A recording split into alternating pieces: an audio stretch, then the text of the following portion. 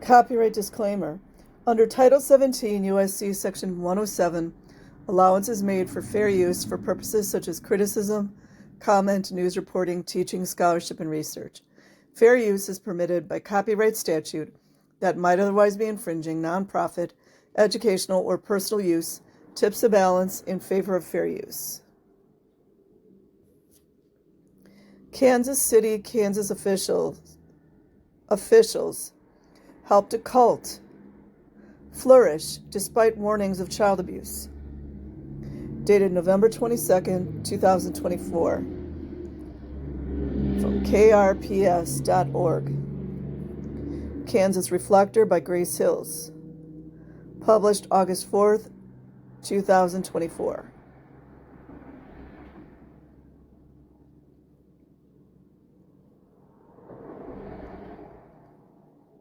The University of Islam, the former Roosevelt Elementary that was donated to the United Nation of Islam by USD 500, is now abandoned. United Nations of Islam ruled Kindaro Boulevard in Kansas City, Kansas for 2 decades. The group's leaders are about to go on trial.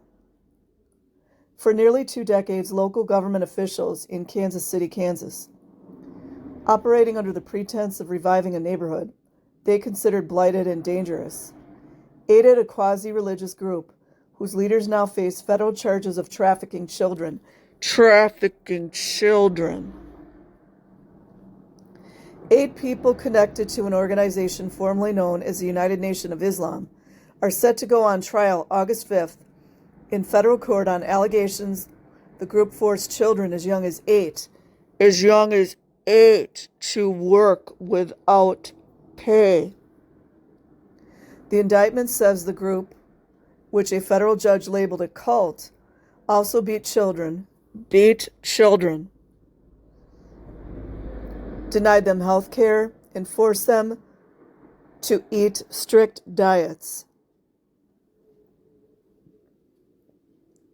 You have to recognize this was an organization. This is a system, a business, right? A business has to actually engage with political members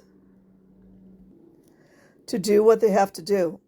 A woman who was trafficked by the group told Kansas Reflector. So if that's the case, how did they do this for years? Yeah, inquiring minds do want to know. The unified government of Wyandotte County and Kansas City and a public school board ignored warning signs as they helped the United Nation of Islam flourish. In 1996, a group from UNOI, led by the late Royal Jenkins, a leader who claimed to be Allah, told the city commission the group was moving to Kansas City to create the headquarters. Group leaders had decided to make Kansas City their heaven. The UNOI ruled over the Kindaro Boulevard area starting in 1997, running storefronts like your diner, your bakery, your gas station, and others.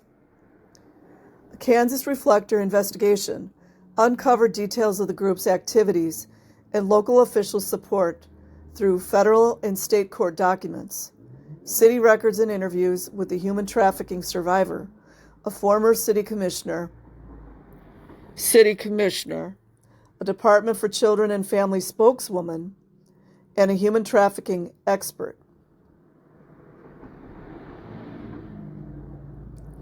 Nathaniel Barnes, a city commissioner in 1996, said he raised an eyebrow when Jenkins claimed to be Allah. How is it different from LRH Lafayette Hubbard? How is it different? Like creating housing and storefronts. From 1998 to 2000, the unified government donated 5 buildings to UNOI, all or near Kindaro Boulevard. Barnes said the government just needed to make sure the group was classified as a nonprofit, which it was. Isn't that great, you guys? Before donating the buildings, These buildings were used for labor trafficking of minors, sexual and physical abuse, fake schooling, and unregulated medical practice, according to prosecutors and survivors. The woman who talked to Kansas Reflector about being trafficked by Jenkins as a child said she suffered severe panic attacks and depression after she escaped UNOI. She recalled a 3-month stay at a mental health hospital where she told her doctors of the physical, sexual, and psychological abuse she suffered and witnessed. She did not press abuse charges. Kansas Reflector doesn't identify survivors of domestic and sexual violence without their consent, and she asked that her name not be used. She said government officials enabled UNOI because it allowed them to take the burden off of running the Kindaro area, an area of low socioeconomic status and high crime rates. Defendants called the area the dangerous part of town, court documents show. And there's a little map. Buildings donated by the unified government to UNOI, the Brighton Hill location is approximated. One of Jenkins' daughters told The Pitch in 2003 that at least 5 members had called the state's child abuse hotline, including her. She died in 2008, and court documents show that Jenkins announced to members that he had his daughter killed.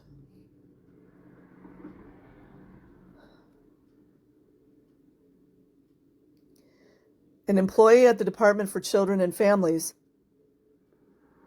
known at the time as Social and Rehabilitative Services, told The Pitch she had joined law enforcement to investigate, but the group's security guards blocked her from entering the property. Erin LaRoe, spokeswoman for DCF, said local law enforcement would have been aware of the allegations at the time. Oh, do tell. So the Kansas City police, just like the LAPD? Abusing children's fine. Not like we don't have laws on the books that are against it.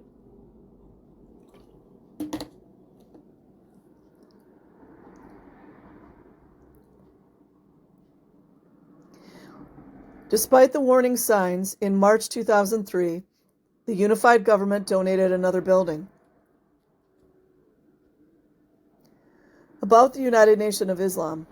The United Nation of Islam, which rebranded as the Value Creators and the Promise Keepers, is a breakaway sect of the Nation of Islam. You guys, isn't Nation of Islam the cult that is pairing up with Scientology?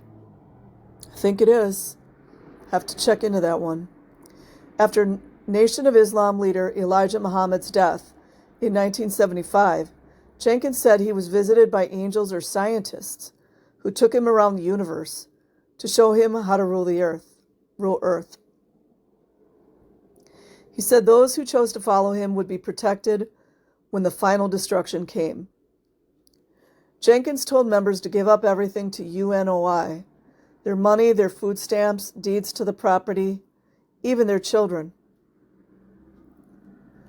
The survivor who was abused by the group said that when she was moved from her home state to Kansas City, she and other children aged 7 to 12 were picked up in the middle of the night and transported by a charter bus. Who does that sound like? Purchased by UNOI. Neither the parents nor the children knew where they were going. A week after their arrival in Kansas City, the children were allowed minimal monitored contact with their parents, she said. Children worked up to 16 hours per day. Just like Scientology. In UNOI storefronts without pay. Court documents show that although members could be of any age, the defendants primarily used the labor of minors, The youngest 8 years old. The youngest 8 years old. In return, they would get meals, accommodations, and housing, according to court documents. That should be supplied to all children. They should never have to work for their housing.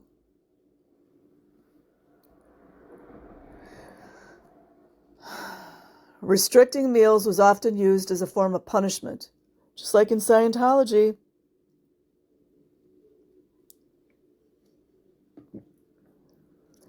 The meals they did receive were small and sparse. And Jenkins only allowed them to eat clean foods, which were bean soup, salad, and occasionally fruit. Former members told federal investigators. Court documents outline the colonics, just like in Scientology. Members were forced to get, which is a medical procedure designed to cleanse the colon by flushing water through it. It is considered unhealthy and dangerous by doctors. Not all doctors. Documents also outline weekly weigh-ins and mandated weight for women and girls. Just like P. Diddy. Court documents show members were not allowed to consume media, just like in Scientology. That was not approved by Jenkins. They were not allowed to wear clothes or use toiletries not made by UNOI. Members had to make requests for any outside item, and requests often were denied. The survivor who talked to Kansas Reflector said the children lived in houses with other families within UNOI. Isn't it funny how survivors never get help until they become adults, like in their 30s or 40s? The authorities know this is going on and they don't do anything. Court documents show that if children did not live with other families, they would live in UNOI-operated barracks. Just like the birthing in Scientology. In crowded conditions, just like the birthing in Scientology, and be forced to follow a strict diet. And while the defendants lived in spacious accommodations and ate as they wanted, children were rarely allowed to live with their families, just like Scientology. Scientology likes to make the children cooks, housekeepers, nannies. Because in Scientology, the adults abdicate any type of responsibility as a parent or an adult. While under the group's control in her home state, the survivor lived with a woman who would threaten to harm her and watch her bathe. By the way, that's sexual abuse. In Kansas City, she was expected to wake up at 5 a.m. to prepare 10 children for school, like a nanny. To prepare 10 children for school and act as a servant for the adults, just like in Scientology. Especially the men, she said. Yeah, especially the men.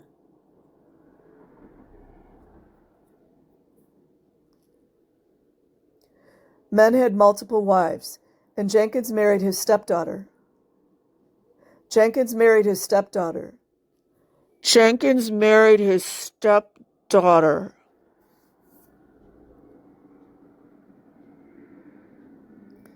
And at least 12 other women. Court documents show Jenkins told women their duty was to serve black men, he said in his conferences.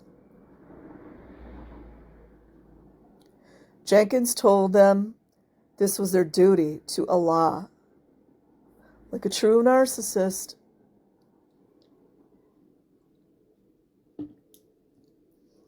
He emphasized the eternal consequences of noncompliance.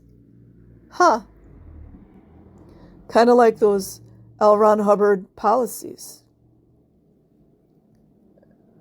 And if they attempted to leave, they would suffer physical and mental abuse. Like being out ethics.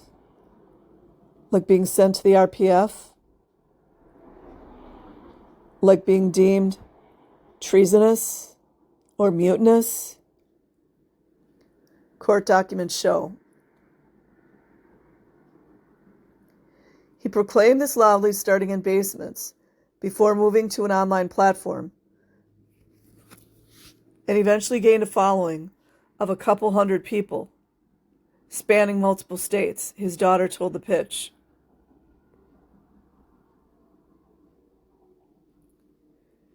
Sharon Sullivan, a professor emeritus at Washburn University and a subject matter expert in human trafficking, said religion and a lack of transparency made this case despicable and classic. United Nation of Islam takes over. The UNOI presented itself as a church. And the group incorporated as a religious nonprofit in Delaware. Business records show.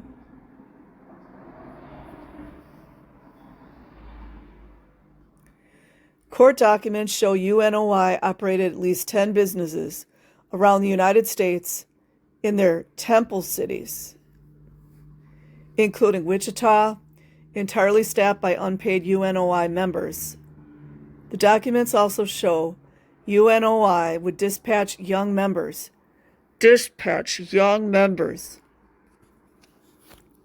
from Kansas City to work in new operations in other states, including Georgia, Maryland, New York, Ohio, North Carolina, and New Jersey, without alerting their parents.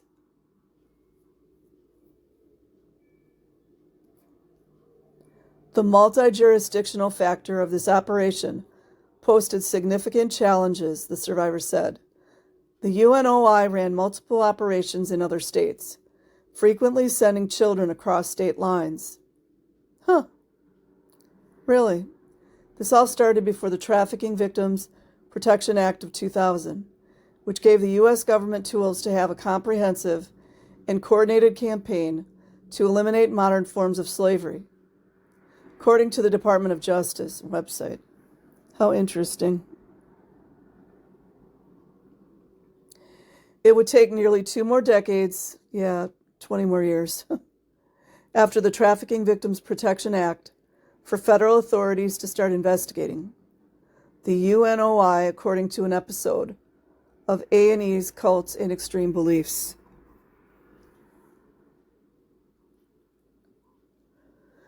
Sharon Sullivan, a professor emeritus at Washburn University, who is a subject matter expert in human trafficking, said this made the group's case despicable and classic. We're groomed to respect other religions, Sullivan said. It's a good way to put it. What is it Scientology's always saying? You need to respect my religious beliefs. You need to respect my religious beliefs.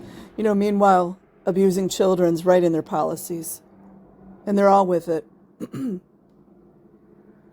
She drew parallels between what happened with UNOI to the abuse within the Catholic Church, highlighting how such actions went unchecked for decades. She argued that the government sets a standard for community interactions with religious groups and pointed out the lack of transparency surrounding these organizations is a significant issue. Sure is. This opacity, she said, contributed to UNOI's ability to take control of the Kindaro area, particularly as the group was perceived so positively. Who perceived it so positively? Inquiring minds do want to know. Abusing children is positive? Barnes, the former city commissioner, said he never found a reason to be incredibly suspicious of the group. This doesn't remind you of the Los Angeles politicians?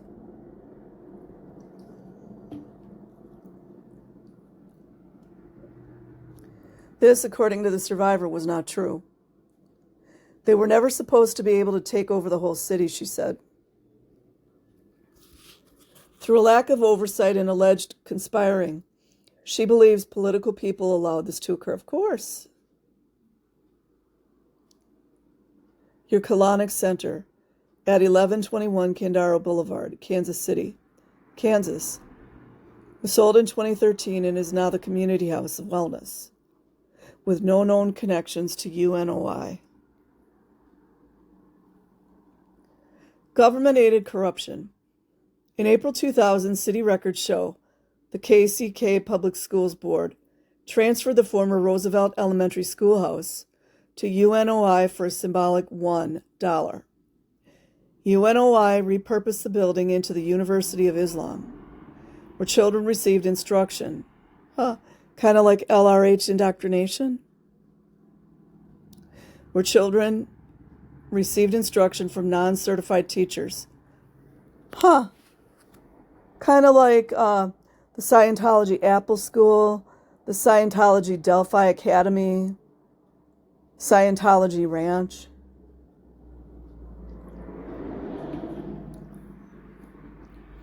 And endured public humiliation, a survivor told A&E. The Pitch reported that the school board did not investigate UNOI's background or check if the teachers were board certified. The school's principal, who was one of Jenkins' wives, and also his stepdaughter, only had a 6th grade education. Then school board president Gloria Willis told the Pitch she was not sure why this wasn't investigated. None of the 7 current school board members responded to requests to comment for the story. Yeah, why aren't they in trouble? All this sickness just keeps going on. For A&E, one of the exploited children explained, the mic, during math class. Children who did anything deemed as wrong that day, like walking the wrong way down the street or saying hi, a word banned by Jenkins because he said it was connotated with hell, would be brought in front of an auditorium of people and publicly humiliated. Their disciplinary action would be physical assault, with members of the group punching the subject. The subject is a child, by the way. Court documents show that sometimes physical punishments would leave members unconscious. Isn't that great? Beating a child unconscious? With the seal of the government. Most children, like Kendra Ross, a woman who sued Jenkins for human trafficking in 2018 and won nearly $8 million, were taken out of school around age 15 to work at UNOI storefronts.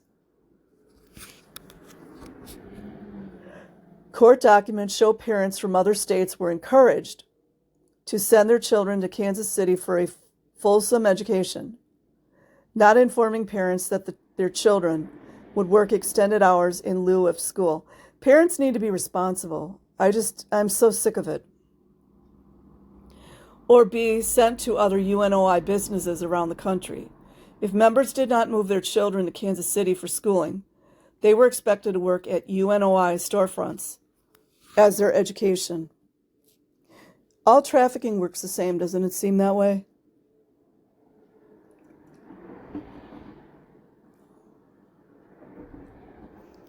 The United Nation of Islam trial is scheduled for August 5th at the Robert J. Dole Courthouse in Kansas City, Kansas. The survivor who talked to Kansas Reflector said she was taught years below her grade level, and when she returned home, she had to do years of catching up. She spent time at Heaven's Inn No. 1, the house Jenkins and his family lived in, that was notably more lavish than the others. Of course it was. She said she overheard a conversation between UNOI's lawyer and Jenkins regarding the transaction to purchase the schoolhouse for $1. She said they brokered an agreement with local officials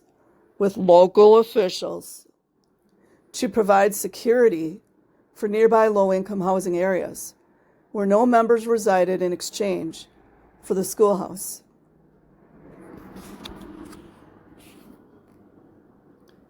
The Pitch reported on a court case from the July 2002 that involved members of the Fruit of Islam, the group's paramilitary consisting of teenage boys. Does that sound like Hubbard's little school? Beating a non-member for walking his dog on school grounds. The unified government also donated a building at 1121 Kindara Boulevard, which became your colonic center.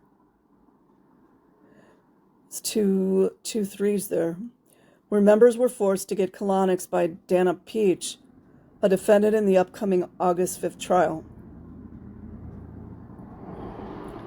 Jenkins taught members to stay away from medicine and healthcare, just like Scientology. He believed sickness was brought on by personal will, and he ensured his members' immortality. Jenkins died of C-19 complications. Court documents show the defendants denied a child, who will be a witness at the August trial, his inhaler.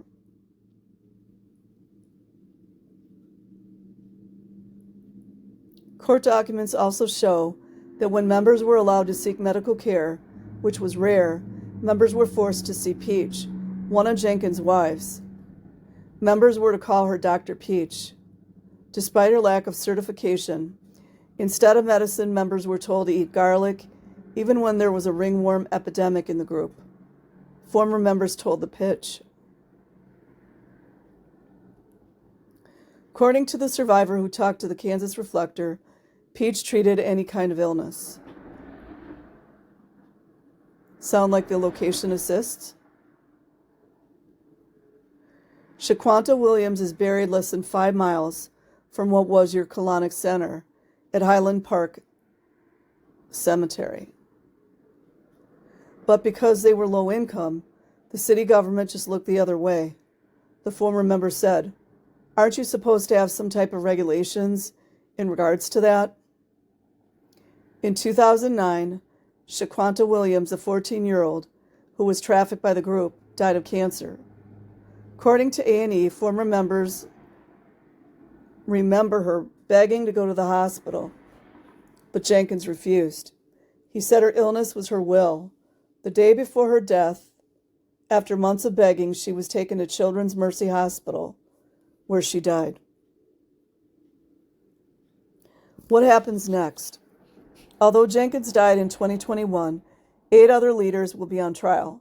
Peach Kaba Mahid, Yunus Rasul, James Stanton, Randolph Hadley, Daniel Aubrey Jenkins, Atenia Kinnard, and Jacqueline Greenwell.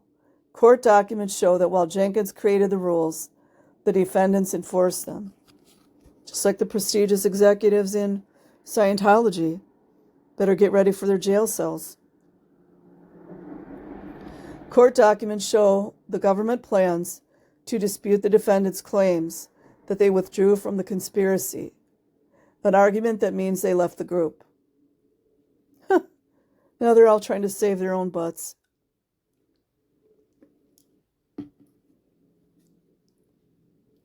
Scott Toth, who represents Mahid, said he will argue the premise that UNOI facilitated human trafficking is categorically false.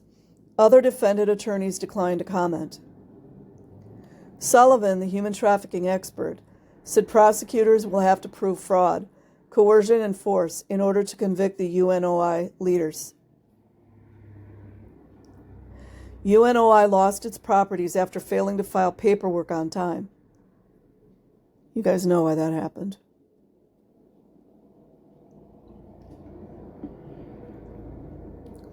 And the group is no longer operating under Value Creators, the Promise Keepers, or its original name.